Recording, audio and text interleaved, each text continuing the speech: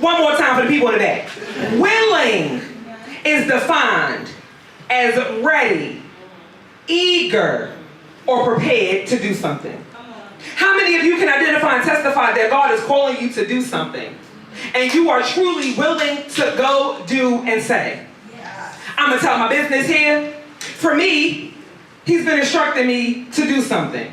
He's been telling me to take Breaking the Silence with Lady Mo on Wednesdays to another level. But can I be honest and admit that I am afraid to do it? I hear him on one hand, but I'm not as willing and eager and prepared as I thought I was. But I hear him saying, do it afraid anyway. The book of Isaiah is a profound collection of prophetic writings attributed to the prophet Isaiah, who delivered messages from God to the people of Israel during a time of immense trial and tribulation. In Isaiah 41, the prophet addressed the Israelites, who were experiencing great fear and uncertainty as they faced the threat of exile and captivity from foreign nations. The chapter opens with God's reassurance that he is the one he has chosen to upheld Israel, promising to provide them and protect them in their distress, while providing comfort, assurance, and encouragement to the people of Israel, reminding them of God's power, faithfulness in their lives. Which brings me to my first point. God profess. Profess is defined as to decline or admit openly or freely. God admits something here. Affirm, a statement of truth which one aspires to absorb into his and her life. Here in the text, the first line states, fear not, for I am with you. God professed something to the people. He professed it to us. He's telling us to fear not, for I am with you. It is at this time, while other nations were living in fear and creating idols to save them, God's people were to take a different approach. Rather than living in fear, we are called to fear not. How many of you guys have taken the time to put all of your trust and all of your might into your job, into your finances, into your car, into your children, into something else other than God himself? Those are the things that will not carry you on. When trouble hits, when life hits, when death hits, when circumstances hits, when you're going to a new school, those are the things that will not keep you. But it's the first line in Isaiah 41:10 that says, fear not, for I am with you.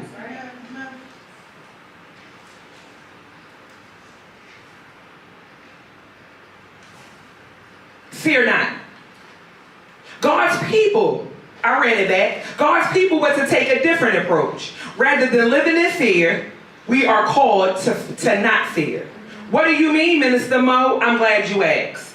In life, we will be exposed to different types of fears, such as death, rejection, sickness, failure, disease, emotional discomfort, evil, being wrong, and betrayal, just to name a few.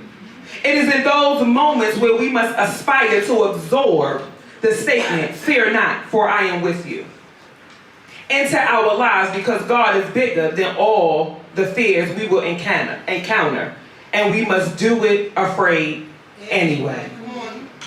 Fear is one of them things that will stop you in your tracks. Fear is one of them things that you rehearse in your mind. Fear is one of them things where somebody at 42 told you something at 7 that you couldn't do it, that you continue to rehearse. Fear is one of them things that we give too much credit to and for. Fear is one of them things that only God can help you with. As he says, to fear not, for I am with you. Which brings me to my second point. Provide. Provide is defined as to keep safe from harm or injury. The second part of 41:10, I'm staying in one part. This verse wrecked me for the last 7 days, and I don't even know if I still got it all together, but we gonna walk with this thing. I said God provides. Provide is defined as to keep safe from harm or injury. It didn't say that harm wouldn't come your way. He said he would keep you safe. He didn't say that you wouldn't get injured, but he said he will keep you safe. He will provide safety from harm and injury. Well, being dismayed is similar. Go back. Be not dismayed, for I am your God. I will strengthen you. Yes, I will help you. Well, being dismayed is similar to fear and or being afraid. There are some differences. Say differences. To be dismayed means to be distressed or anxious over something or nothing at all. However, this verse encourages us to not be disheartened, overwhelmed by our circumstances. For I am your God denotes the relationship between God and his people. It signifies a connection, a bond, a commitment to care for his people. This is why we should not worry, fear, and or be afraid. Because they not only produce anything of value, but it robs you of the life Jesus has for you. Where your friends may have left you, your parents don't understand you, your money may be funny and things feel out of control. I need you to know that it is not out of control to God. Amen. That's good. Now note, the first part of those lines in 41 and 10, those verses focus on what we are to do as believers. We are to fear not. We are to not be dismayed because he is with us. But there's a shift to what God is going to do for us as believers. What is that, Minister Mo? You already know. I'm glad you asked the question. He is going to strengthen you and to also help you. He is going to strengthen you and also help you. Even though I know it looks crazy, he's going to strengthen you. Even though I know you don't know how it's going to work out, he's going to help you. After you got the fear not, be not dismayed, now he gets to step in. He gets to step in. But he only can step in if you spent time in his presence. I'm back to it. He only can step in if you opened up your word. He only can step in if you spent time with him. He can step in. The nation, he is going to strengthen you and to help you. Here throughout the first half of Isaiah, chapters 1 through 39, the nations surrounding Israel were placing their hope in worthless idols to help them. But this word says, he will also strengthen you, which is another level of strength. It's not just your physical strength. It is something that's stirred up in the inside of that brings out resilience and or courage, that allows you to do something, anything, afraid while withstanding any trial or challenges that comes your way. I'm sure about 6 of you young people, along with some of the adults, recall sometimes you had to do something afraid. You had to go and seek God. I know we all can recall those times when something had to be done and God provided. Listen. Just yesterday, God had to provide for some of us. Sometimes he was called to be known to make a way out of no way. Some said that they would come through for you and never showed up for whatever reason. But in the 9th hour, God showed up. Isn't that just like God to show up and show out right on time? He is the one and the only one that can turn your situation around.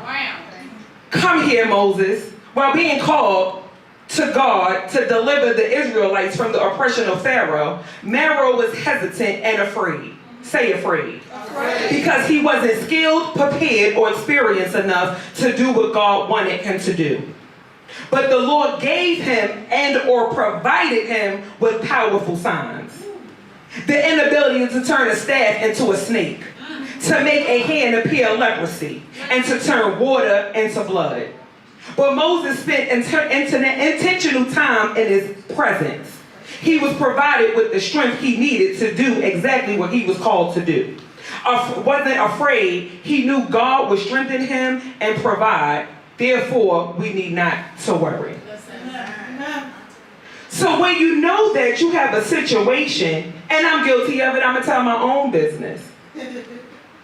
When you know you had to come up here, Minister Mo, you knew months ago that you had 2 Sundays back to back, and you also had a third. But in my mind, as I work it out, I go Sunday by Sunday. So last Sunday I got off and I said, God, thank you, this is it. Remember. This is it. I'm done. I went home, I took me a powerful church nap, Come on. and I woke up, and my sister friend said, all right, you ready to write? I said, no, this is it. This is where we take a break. No, you got another week. And I said, God, I know you're going to provide me everything that I need. Yeah. But Monica, why are you afraid? Because I'm not willing. I'm not like Isaiah. I'm like the rest of them. I'm out here doing it afraid. I am truly Jonah. Listen. I'm running every chance I get. Listen. But in the quiet time that I spent, he told me, it's okay. You're going to do it afraid anyway. Which brings me to my final point. As I get locked out, come on, assistant. Which brings me to my final point. God will protect. I spent some time with this thing, so some of the stuff is coming back to my memory. Thank God. He professed for me not to be afraid. He told me that he would provide for me. And he also said that he would protect me. How many of you guys need some protection? How many of you need some protection? I know last week we talked about being equipped, but I'm talking about the protection that surpasses all understanding. Protect is defined as to keep safe from harm or injury. Isaiah 41:10 ends the verse in a way that not only shows God's strength, but also his ability. It states, I will hold you with my righteous right hand. I will hold you with my righteous right hand. The right hand is often associated with strength and favor. While the holding is implied that God is the only one that can sustain and support us and remain consistent in our lives. The righteous right hand is strength and favor. How many of you guys need some favor? How many of you need some strength, you two? But it's the holding for me where it says that he is the only one that can sustain and support us consistently in our lives. Let's break it down. 41:10 it ends. And it says, I will hold you with my righteous right hand and strengthen you. And the favor, and while I'm holding you and supporting you, I will sustain you. In this season of your life, you better be mindful of who you are let holding you and or supporting you. In this season, you have to be intentional about who you allow in your personal space, who you allow to hold you, who you allow to pour into you, who you allow to lift you up. Because everybody that's praying for you might be praying on you. So for my young people, as you get ready to go to high school, as you're getting ready to go to the next level, to the next grade, I need you to walk in there bold for this new high school level because you are considered what they call fresh meat. You are fresh. The upperclassmen don't know you, and they're waiting for you. So as you get ready to enter into your new school, I need you to walk in there doing it afraid and being bold in your good morning, but no thank you. I need you to be bold in, I'm not going to cut class, I'm going to go. I need you to be bold in the, no, I'm not dating in this season. Because depending on who you allow to hold you will either destroy or prevent you from reaching your destiny. You have to be intentional about who you allow to hold you. Because God said that He's going to hold you. He's going to sustain you. He also said that in His righteous right hand, He's the one that provides you strength and favor. I'm not sure about your friends, but they probably have the finer things in life, but they can't do none of what God can do.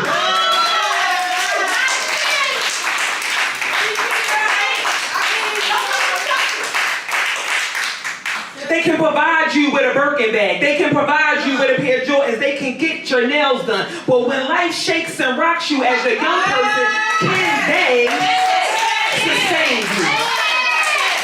When you need somebody to talk to in the midnight hour, are they going to get up and pray with you and for you? When your money is funny at lunchtime, are they going to be able to strengthen you and provide you with favor and get you a sandwich? So you have to be careful, young people, who you allow to hold you. Who you allow to hold you. You only need about a couple of friends, maybe a hot 2 in high school, but I promise you, if you elevate to college or a vocational program, those will be the places where your friends will be your foundation. Not only is she my friend, she drove all the way from Virginia to be with me today. She's my sister. This is over 17 years of friendship. She can tell me when I'm wrong. She can tell me keep going. She is the one I allow to hold me.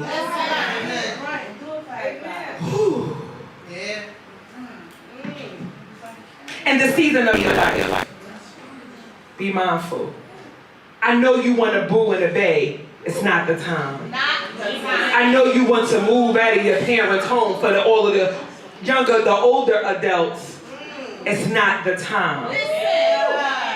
I know in the season, you want to do some things on your own, but it's not the time. Turn to your neighbor and remind them that they're being supported, being sustained, and strengthened. Favor comes from God. I come to encourage about 6 of you, young people, that your parents were created to guide you, to provide for you, and to protect you. No matter if it's a grandparent who's a caregiver, an uncle, a godparent, they were created in your life for such a time as this. To provide, to protect, and to guide. Isn't that just like God the Father? He is doing the same thing for us. He is not distant. He's with us. His hand is guiding us and protecting us while we're out here doing this thing called life afraid. Sometimes it can be very ugly. You know, in my true Minister Mo fashion, I got some things going on. So it can be very ugly. It can be very dark. And you're talking to yourself, or you're talking to the inner you. And the inner you are telling you that you are not enough. These are the thoughts that play in your mind. I know you're trying to figure out on YouTube, well, where did she go? Your thoughts, you can't see them, but you hear them. In your mind, you're playing these things while you're appearing to be happy. Things can be ugly. I can't go to the new school. I have no friends. I don't know about this new job because I'm not qualified. I don't know why my parents won't let me do what I want to do, so I ain't gonna do nothing at all. As you listen to this song minister to you, I need you to begin to ask God to show Himself approved. God, show me who you are. I'm going to get back into your presence. I'm going to do the things you told me to do. And I'm going to do it afraid. While I hear fear on one side, you can't do it, you're not enough. I want to see you high and lifted up, shining in the light. God says, I'm more than enough. Pour out While fear is beating you down, love and it's ugly, as we it makes you change your clothes. You have to come out here and you have to do things that you would never do high. because you're afraid of what people are going to say and or think. But I told you that fear is ugly. It will have you on your knees doing some things afraid. It will have you saying, even though I walk through the valley of the shadow of death, I will fear no evil, for your rod and staff is with me. It will have you crawling. It will have you broken, but you out here doing it afraid. Doubt creeps in and it says, I can't do it. I don't know how. I don't know who. But you know that, for we live by faith and not by sight. For you know that they told me I wasn't enough. They told me you would never be anything. And then they see you walking and crawling, but you feel like you got it all together. God, I can never make it. But he said, daughter, keep going. Keep going. Opinions come. Many plans are in a man's heart, but it is the Lord's purpose that let him will stand and be carried out. God, I don't see you. I don't feel you. But I know that you said, fear not, for I am with you. So you keep going. And every now and again you stop. And you have to turn back around. You got to look at where you came from and realize that just a little longer, just a little closer, just a little while longer. But you get stuck. It's in this season that you get stuck. It's in this place you get stuck. The opinions of others have you stuck. But then he says, be not dismayed. And then you remember that he will hold you in his righteous right hand. And he will give you strength. And he will give you favor. So that's what gets you to rejection. Here we go, God. I thought I had a little bit more, but I can't. And it says the Lord also keeps safe those who suffers. He is in a place in times of troubles. So God, you're with me in my rejection. You're with me here. I know I don't feel you, I don't see you, but I know that you're here. He said, keep going. He said, keep going. So I'm saying to you, I know this may look crazy. I said the same thing in the shower. I said the same thing to Anissa. I said the same thing to Nicole. This is crazy. But I'm going to do it afraid anyway. It's in those times that you get there when you feel like, God, I don't see a way out. I don't know how. I don't know why. But he said that I can do all things through Christ that strengthens me. He said that you can do all things through me that strengthens you. He said don't worry about what the people said or what it looks like. He said that you can do all things through strife that strengthens him. So I don't know who this is for today, but I know you got to do it afraid. I know it's going to be ugly sometimes. I know you don't know how, but I'm trying to tell you in this season. It is in this season where he wants to do the most cutting. It is in this season where he wants to do the most cutting. Yes, you can. You came up here. It don't matter. Don't cut the grass. It's in this season where he said he's going to get the glory out of you and your assignment. It's in this season. It's in this season where he's pruning you from some things. I read that God touched Isaiah with some coals on his mouth. It was just a touch. He touched him, and it was he was purified. He was forgiven for all of his sins. It is in this season that he has to cut you. is purifying you. It is in this season that only then and will you be able to come out as you do it afraid.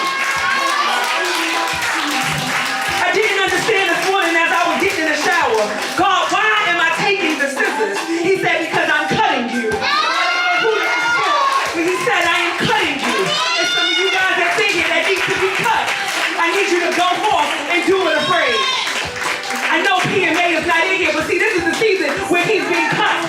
And then sometimes he's either going to cut you privately or he's going to cut you publicly.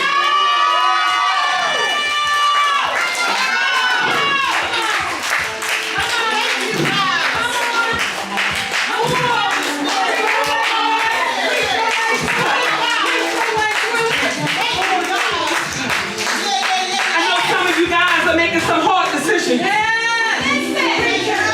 We're making some hard decisions. Do I stay or do I go? Do I look crazy and not worry about the opinions of others and do it afraid anyway? This is the season where you're being cut. I still have the dress on, see it somewhere, but I don't even care what it looks like. Because this time around, he's going to get the joy.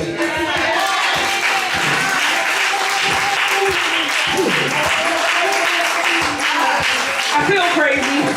YouTube, I probably look crazy. But I guess what? I did it afraid anyway. I did it afraid anyway. You see, the iPad keeps going out because they don't want me to give you what I got.